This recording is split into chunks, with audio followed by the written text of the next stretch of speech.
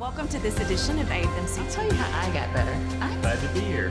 But a mission to Delivery of Well, I think that we're going to talk about everybody's. Arkansas is the second highest prescriber. Welcome to AFMC TV. I'm Robin Ledbetter. Thank you for joining us. Today I have with me Katie Leath, and she is the director of the UAMS Center for Health Literacy. Katie, thanks for being here today. Thanks for having me, Robin. This is great. So tell us exactly what is health literacy and why is it important? Yeah, so actually there are two technical definitions of health literacy, and one is focuses on somebody's personal health literacy or their individual skills, skills that people need to find, understand, and use health information to make health decisions for themselves and the people that they care for.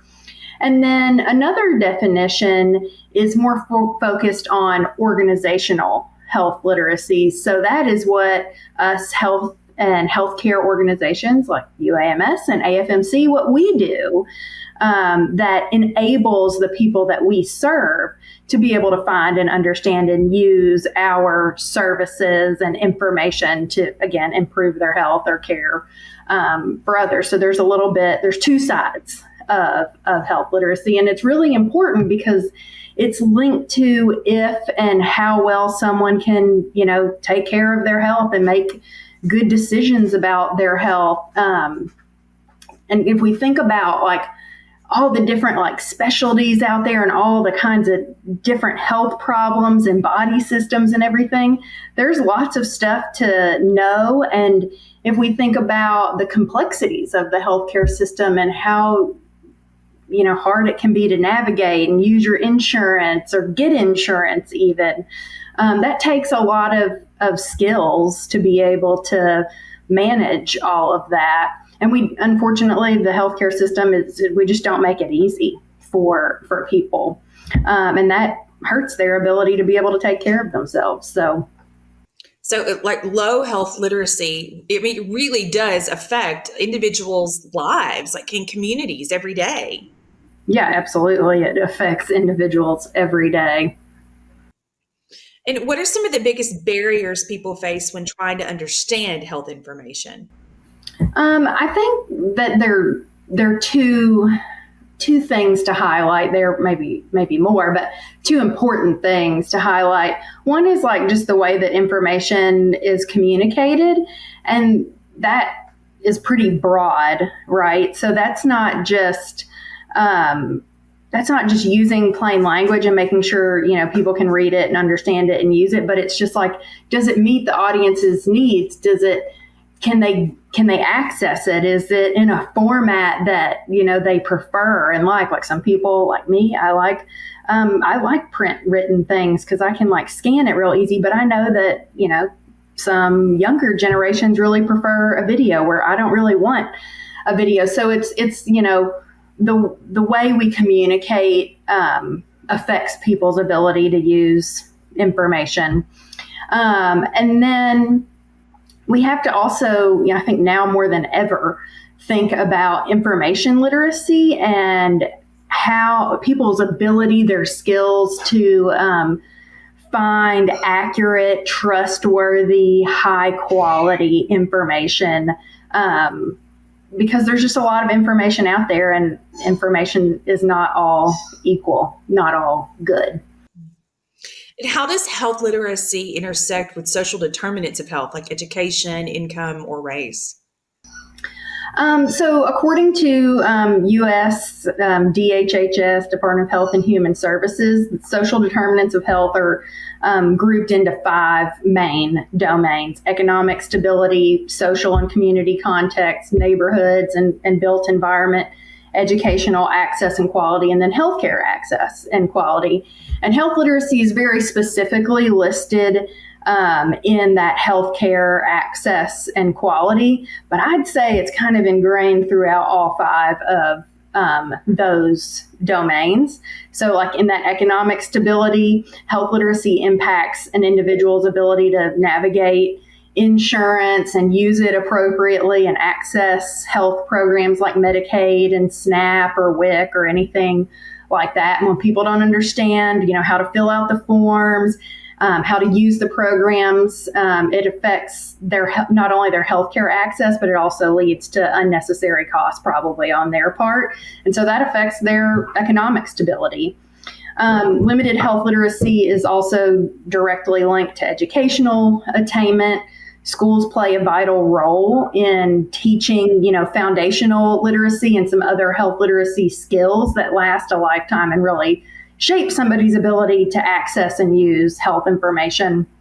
And then as it relates to that neighborhood and built environment, there's not maybe a strong, that's probably like the weakest link. But when people don't understand like environmental risks or they really just can't make good choices about, how to care for the health of their families. So adequate health literacy helps keep people safer, makes healthier choices that impact them individually, and then all of us really collectively. So that health literacy really can foster good engagement and empowerment in our communities that it improves trust and strengthens the health system and the health of communities too. And what can healthcare providers do to communicate more clearly and improve understanding for patients? So there are specific strategies that health providers can use, like using plain language, but this is so much easier said than done. Doctors and other providers, they have spent years, right? Learn in school, like in the classroom, in clinical rotations and everything. And during that time, they've really learned like this very special lingo, right? Like, so they, and I think, and I was even guilty of this when I kind of started in this work, is I took for granted all of the things I learned in my education and forgot that not everybody's had the benefit of that type of education. And it's hard to kind of move yourself out of that, I think, and take a step back and think, oh, well, not everybody might understand, this word.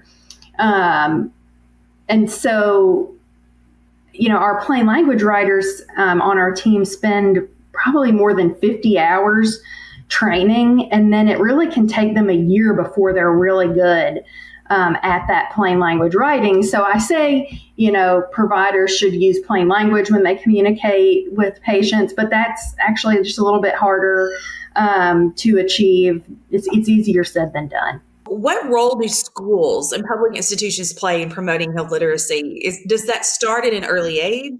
I think schools play a really important role in equipping their students with all the skills that they need to be able to find appropriate health information, understand it, and then use it to make decisions about their health.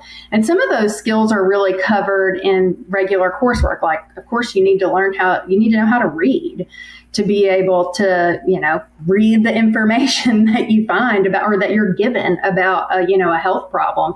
You have to be able to interpret numbers and risk. That's kind of a harder skill. Math, I often like to ask in like our plain language trainings, how many of you, really like math? And nobody hardly raises their hand, but it's still an important skill, because if you don't understand, what your risk of lung cancer is, if you've been, a long time smoker or something, then you can't make good decisions. It affects your ability to make decisions about, what you're going to do. And then also, like in school, I think we learn basic social and communication skills, which are useful.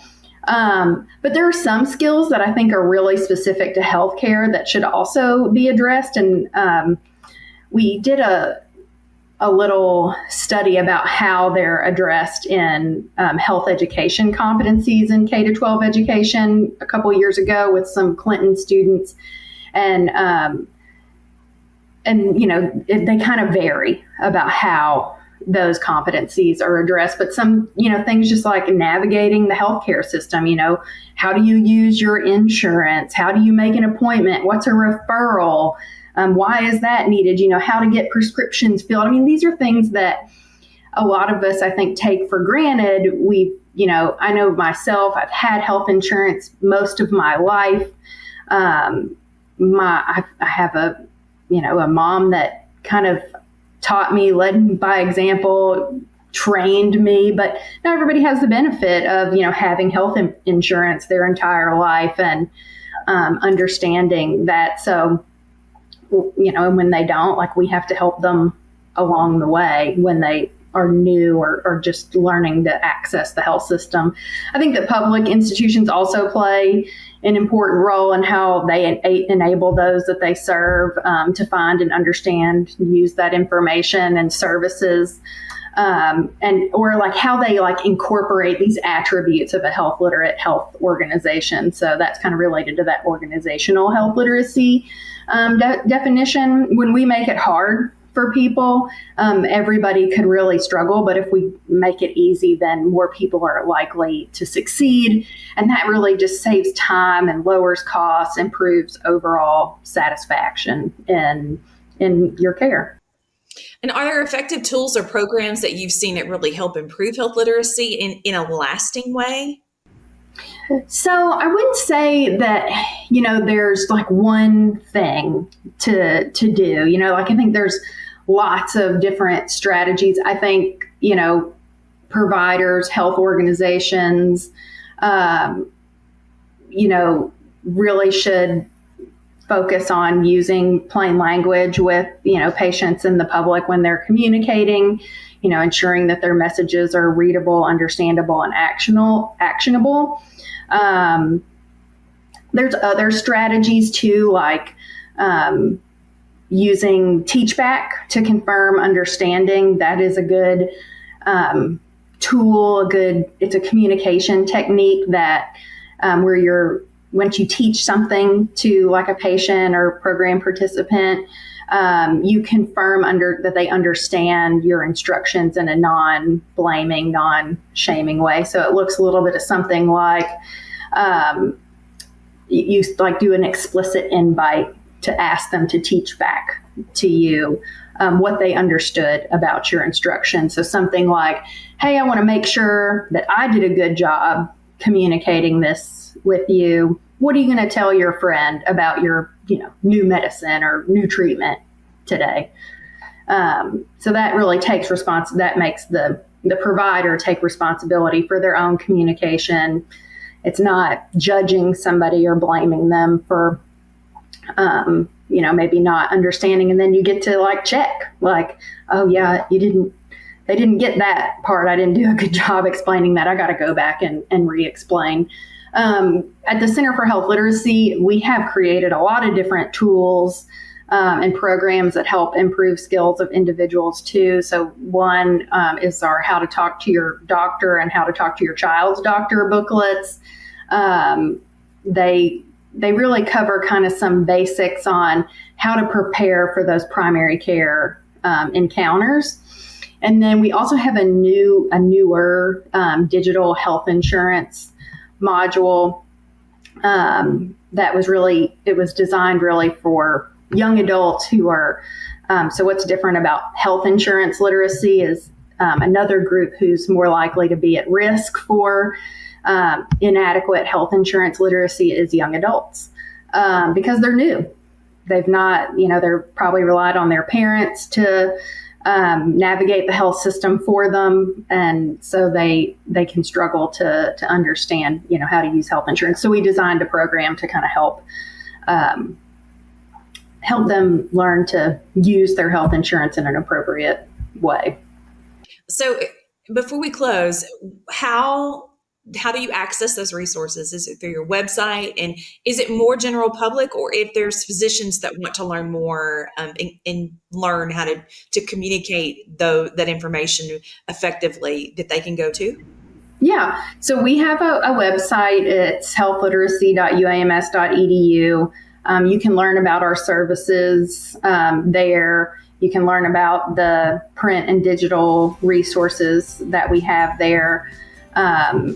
And then you can actually request some of those things. We have like an online services portal too called Plain Pages. So you can request services through that. You can also email our email address, which is healthliteracy@uams.edu. So if you have specific questions, we're happy to help try and point you in the right direction. Okay. Katie, thank you so much for talking about this today. I appreciate you being here. Yeah, thank you. And that's it for AFMC TV. Have a great day, and thanks for watching.